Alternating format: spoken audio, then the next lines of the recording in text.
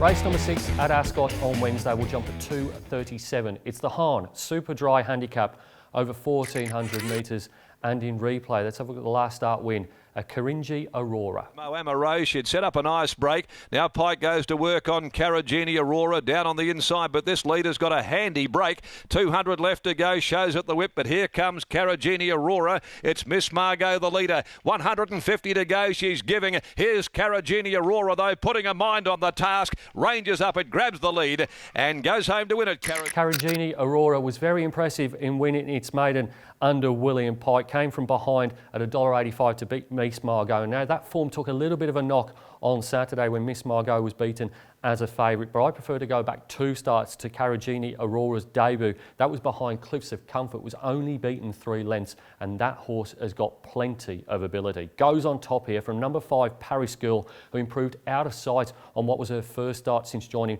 Fred Kersley. Broke her maiden at Pinjarra, beating Palava, albeit in a head bobber of a finish at big odds. Brad Parnham keeps the ride, he's 1 from 1, and the Tumbik comes off for the first time. Number 4 is Russian Machine. Now this horse had an irregular heart rate when Stone Motherless at Bunbury back on the 4th of March. This is the full brother of Fabergino, the multiple listed winner. Tiana Robertson prepares, Maddie Derrick takes the ride, so down to 57 kilos. I think this horse could bounce back. Did lead all the way to win at Geraldton last campaign. And then number 9 Norton, who rounds out the numbers after drawing one of the inside gates.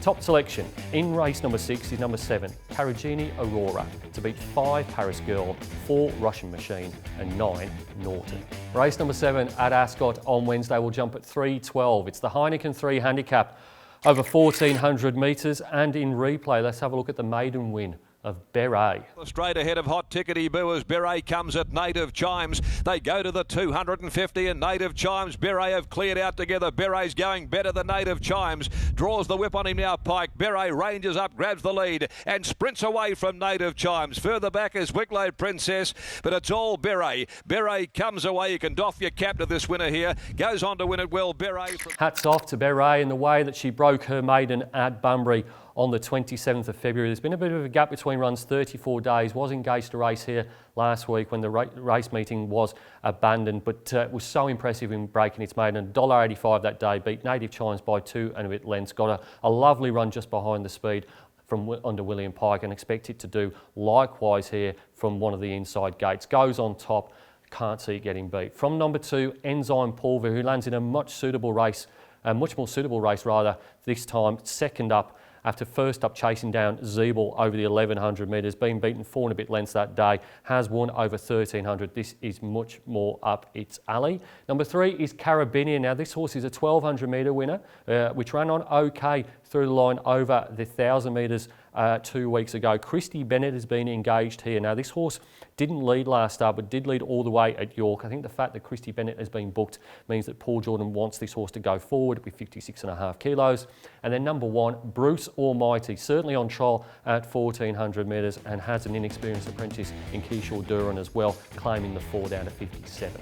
Top selection in race number 7 is number 5, Beret, to beat 2 Enzyme Pulver, 3 Carabinia and 1 Bruce Almighty. Race number 8 at Ascot on Wednesday will jump at 3:47. It's the Key Clean Handicap over 1,200 metres and in replay. Let's have a look at the last start performance of Keeper's Tail. 300 left to go. Keeper's Tail joined Vital Blast. A line of 3 made by Super Terratoa. Then 2 lengths Truly Great, Our Ideal. Divine Shadow runs on as well. Pike goes to work on Truly Great with 100 to go. Grab the lead from Super Terratoa. Super Terratoa, Truly Great, Divine Shadow is running on. They split the line. Truly Great lifted home.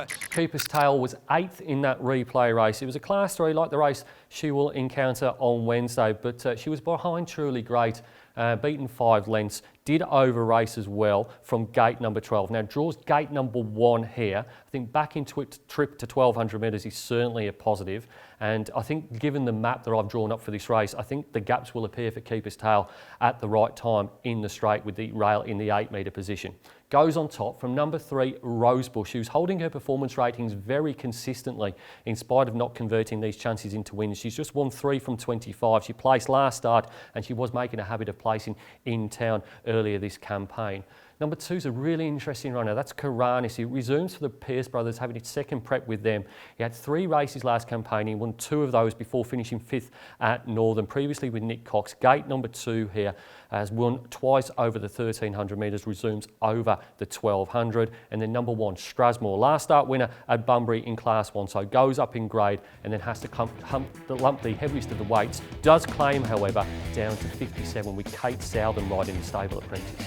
Top selection in race number 8 is number 8, Keeper's Tail, to beat 3 Rosebush, 2 Karanis and 1 Strasmore. Race number 9 at Ascot on Wednesday will jump at 4:20. It's the C Corp handicap over 1,200 metres, and in replay, let's have a look at the last start run of Tycoon Legend. On up stylishly wide out, right on its back is Celebrity Queen though, which is starting to let down with 200 left to travel. Tycoon Legend, wild front, now Pike. He goes to work on Celebrity Queen. She's got a little bit of work to do, but she's putting a mind on the task now. Celebrity Queen got the Tycoon Legend. She did gain the upper hand and goes home to win it. Celebrity Queen from Tycoon Legend beat all by the odds-on winner Celebrity Queen in the replay race. That was on a Saturday. Now, his last 2 closing sectionals, according to punting form, have rated around 7 lengths faster than the average. And so, therefore, I think he's in very good form. He's right for a win. You can forgive the Stone Motherless performance behind ATM 3 starts ago. The rest of his form stacks up really well. Only been a couple of lengths in graduation handicaps. This is the Class 3. Gate number 6 goes on top. From number 1, He's a Gunslinger.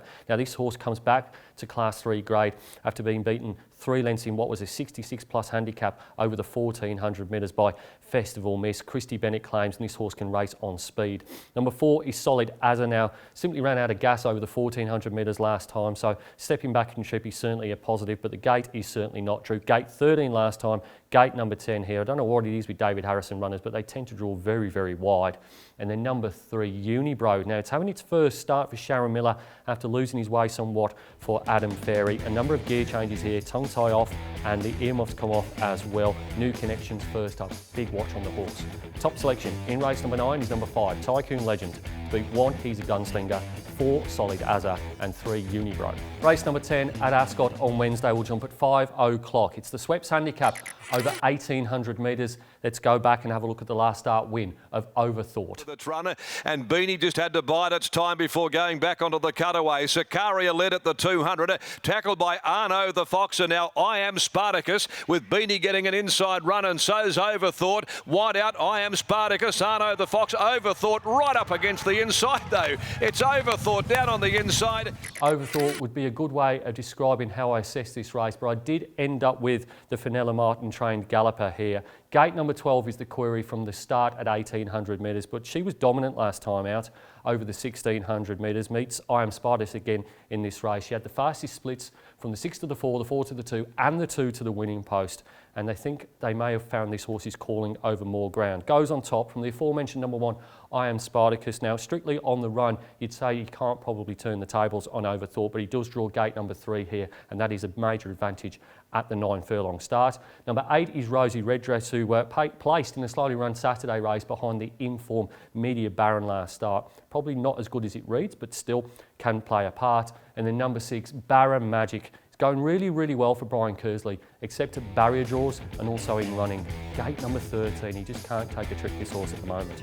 Top selection in race number 10 is number 7, Overthought. To beat 1, I Am Spartacus, 8, Rosie Reddress, and 6, Barra Magic. It's now time to nominate my best bets on the Ascot card. A bit of value in race number 5, number 4, Point Taken, second up for Jim Taylor, and then in race number 7, number 5, Beret for Durant and Pike.